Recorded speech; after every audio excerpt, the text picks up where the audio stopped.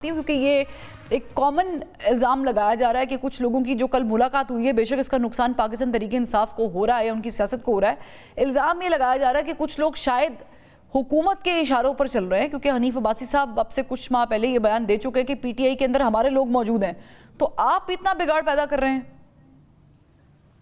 बिस्मिल्लाहिर्रहमानिर्रहीम, रब्बि सल्ली अला मुहम्मद व आले मुहम्मद। अगर हम बिगाड़ पैदा कर रहे होते हैं फरवा, तो जो नाम लिए सबसे पहले अली अमीन, जो एक ज़िम्मेदार ओहदे पे विराजमान है, वज़ीर आला केपी हैं, उनके मुताबिक इमरान खान ने कहा था कि फलां फलां फलां बंदे को दूर रखो और उनको जो है वो एमपीज का टिकट नहीं देना, बिलखसूस ये बात हुई थी। उसके बाद हमने तो नहीं कहा कि बाकी जो धड़ेबंदी है इनकी, जो बहनों की और जो उनकी बेगम की आपस के मामलात हैं, वो भी आपने देखा कि मिशाल यूसुफजई को हटा के फलां को लगा दो, फलां को हटा के फलां को लगा दो। ये नईम हैदर जो मेरा भाई बैठा हुआ है, ये तो पीटीआई के अंदर इन लोगों की कुर्बानियां बहरहाल पूरे पाकिस्तान में देखी। इनको खड़ा करके कहा जा रहा था अडयाला के बाहर आप हट जाएं, और सलमान अकरम जो है वो बस ऑल इन ऑल है। जो पैराशूटर्स थे वो अब आगे नजर आ रहे हैं, जो इमरान खान से रोज अव्वल के साथ थे वो अब दूर नजर आ रहे हैं। तो ये हुकूमत की तरफ से लेकिन आपको फायदा तो उसका भरपूर पहुंच रहा है, पैदा नहीं की गई।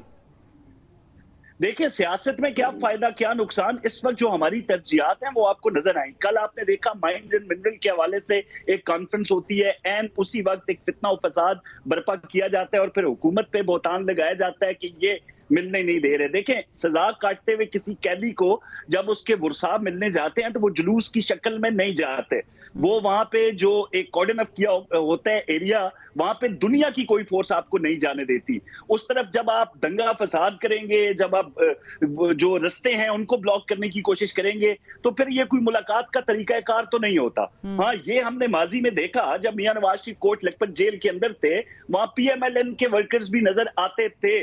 वो जो ट्रेन की एक पटरी थी उसके साथ ठीक वो कैंप लगा के बैठे होते थे, ना किसी के साथ कोई झगड़ा होता था, ना कोई रास्ता ब्लॉक किया जाता था, ना कोई रियासती इदारों के साथ टकराया जाता था। बड़े लीडर जाते थे, जिसमें अज़मा जो बुखारी है हमारी वज़ीर इत्तलात, उनको बारहा जेल के दरवाजे से वापस किया जाता था नाम होने के बावजूद। तो जेल के जो कवायद और ज़वाबत हैं उनका एहतराम करना तमाम सियासी जमातों का फर्ज होता है। जो कैदी होता है एक open and shut case 190 million में, वो बंदा अंदर है। आप कह रहे हैं कि आपकी गवर्नमेंट का इससे लेना देना नहीं है, लेकिन नईम पंजोता साहब आप चूंकि मौजूद हैं, मुझे बताएं कि ये क्या हुआ है पाकिस्तान तहरीक इंसाफ के अंदर। सलमान अकरम, अब हमने एक टाइम देखा है कि फवाद चौधरी साहब, शेर अफजल मरवत साहब, वो सलमान अकरम राजा पर इल्ज़ाम लगा रहे हैं, और अब सलमान अकरम राजा साहब सवाल उठा रहे हैं बैरिस्टर गौहर साहब की मुलाकात पे। क्या हो क्या रहा है पार्टी में? नईम पंजोता साहब, बहुत शुक्रिया, आपने मौका दिया जी। देखें, उन्होंने जो सवाल उठाया है वो ये है कि हमारी जो 3 कोऑर्डिनेटर्स मुकर्रर किए गए हैं उनकी तरफ से एक लिस्ट भिजवाई जाती है अडयाला जेल में, और अडयाला जेल हकाम जो हैं वो उस लिस्ट को अप्रूव नहीं करते, बल्कि अपनी मर्ज़ी के लोग जो है वो आगे अंदर भेज देते हैं। हालांकि एक SOPs हैं, उस SOPs को फॉलो करते हुए उन्हें उन नामों को एंडोर्स करना चाहिए। इसके अलावा जो खान साहब की बहनें हैं उनके ऊपर कतगन है कि बहनें नहीं मिल सकती, तो उस सूरत हाल के अंदर उन्होंने ऐसी बात की कि ऐसा क्यों हो रहा है जबकि हाई कोर्ट का हुक्म वाज़ेह भी है। क्यों कहने पे करते हैं? जाने जो क्यों रुकावट है। इससे पहले आपको याद होगा कि बाबर अवान साहब मुलाकात कर गए थे, तब भी सलमान अकरम राजा साहब ने ये सवाल उठाया था। आज आप भी मोरलेस सिमिलर बात कर रहे हैं, तो ये जेल हुकाम को कौन नाम भेजता है? क्योंकि at the end of the day represent तो वो आपकी पार्टी को ही कर रहे हैं ना। नहीं, असल में मसला ये है ना कि 6 नाम जो भिजवाए जाते हैं उनके ऊपर अमल करना चाहिए जेल हकाम को, जो कि उन्होंने खुद अंडरटेकिंग दी हुई है इस्लामाबाद हाई कोर्ट के अंदर।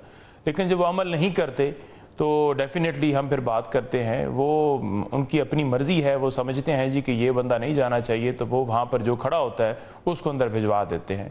तो ऐसा उन्हें नहीं करना चाहिए, यही इशू उन्होंने उठाया। तो फिर मुलाकात क्यों कर ली बैरिस्टर गौहर साहब ने? क्योंकि सलमान अकरम राजा साहब ने तो शायद नाम नहीं दिया होगा, क्योंकि नाम तो वही भेजते हैं। उनकी तो बहनों की मुलाकात का दिन था जी। वो यही बात कर रहे हैं ना कि जो SOPs हैं जिसके मुताबिक हम नाम भिजवाते हैं, नेक्स्ट ऐसे ही होगा और उस पर अमल हम करवाएंगे और तमाम लोगों को उसके ऊपर अमल करना होगा। क्योंकि खान साहब की 1-2 बहनों को जो उन्होंने कहा कि आप अंदर चले जाइए और सबको नहीं कह रहे थे, तो उन्होंने एक मॉरल ग्राउंड के ऊपर ये कहा कि नहीं हम जाएंगी तो सब जाएंगी। ये क्या बात हुई कि ये जाएगा और ये नहीं जाएगा? तो यही बात की कि जब नाम भिजवाए गए हैं जो, वो अगर नहीं अलाउ करते तो फिर बाकियों को भी जो है वो नहीं जाना चाहिए। नहीं, यही तो बात मैं हुई, यही इसमें तो कोई पूछ रही हूँ इतनी पंजुता जो है साहब, वो फिर पेचीदगी क्यों वाली गए बात बैरिस्टर नहीं है। गौहर? इकट्ठे बैठ के दोनों ने प्रेस टॉक की है। मैं यही तो पूछ रही हूँ कि वो गए क्यों फिर?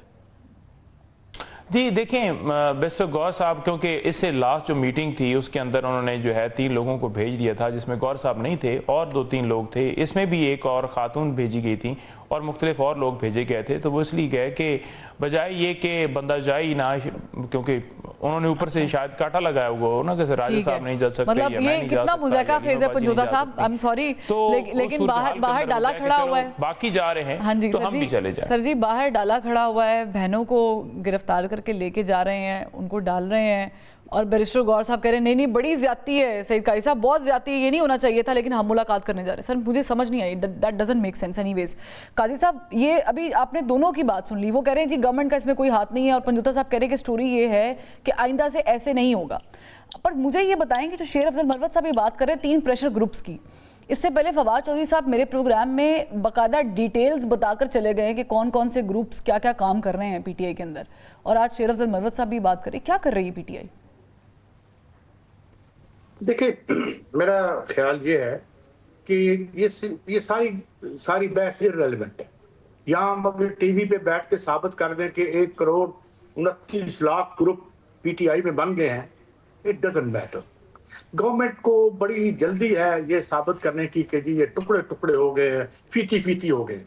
हमाकत ये कर रहे हैं कि हर रोज किसी ऐसे अमल से, किस दिन उसकी हमशीरा को उठा के गाड़ी में लेके गिरफ्तार करके उसका 1.5 फुट का और ऊंचा कर देते हैं।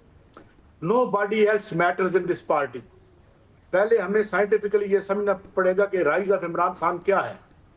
Rise of Imran Khan is a reaction to a grave misrule of these 2 political parties जो पावर में हैं, जो मार्शल लॉ भी आए वो इनके, और जिनके आगे से ये बगल बच्चे हैं रहे हैं, तो वो कोई फर्क नहीं पड़ता, क्योंकि असल प्रॉब्लम ये है।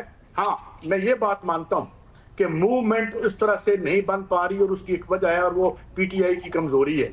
मैं मिसाल देता हूं, बुनियादी इश्यूज बिजली का है, डकैती का है, जो आज दोबारा डकैती हो रही है। 1250 बिलियन बैंकों से लेके इनकी जेब में आईपीपीस के मालकान, जो कि बेसिकली खुद हुक्मरान ही हैं, उनके जेब में डाला जा रहा है। अच्छा, अल्लाह भला करे काजी साहब का। काजी साहब ने जो है ना वो पूरा नक्शा ही खींच दिया है। अच्छा काज़मी साहब, वैसे ये जो गिरफ्तारी वाला मामला है, ये भी एक बड़ा ड्रामाई अंदाज इख्तियार कर गया है, क्योंकि जब हम आप लोगों की साइड के बयान सुनते तो आप कहते हैं वो खुद गाड़ी में जाके बैठ गई उनकी हमशीरा, और उनकी तरफ से ये मौक़िफ़ है कि गिरफ्तार किया गया है। But do you know the real story वो वाली नहीं जो आपको पता है, वो वाली जो सही है?